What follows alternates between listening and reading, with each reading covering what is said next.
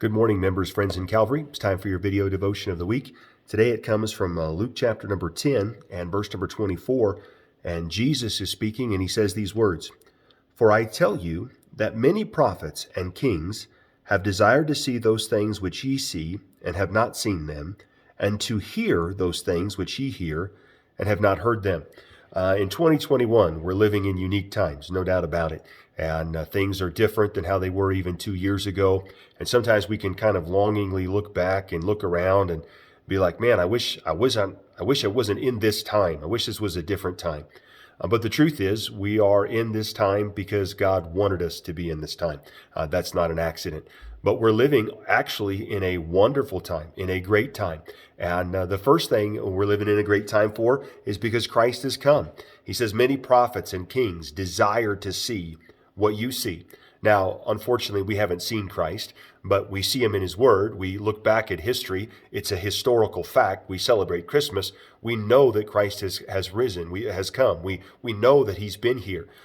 We operate by faith, but not like they did. They, for thousands of years, looked forward to the coming of the Messiah.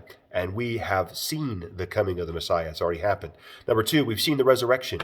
Jesus Christ died and rose again the third day. We celebrate that on Easter. It is a fact of history. And so we live with the knowledge not only that will he resurrect, but that he has resurrected exactly as he said he would. And then we live in a time where we have the complete Bible, the complete revelation of God to man.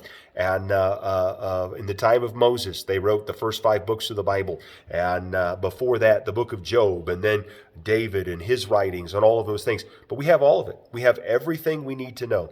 There is nothing that pertains to life and godliness that we don't have in 2021 preserved for us in the Bible. God is so very good. And then we live in the New Testament church age. And the Bible talks about in the book of Hebrews, we just finished it in our church Bible reading, that those people, we have something better than they had.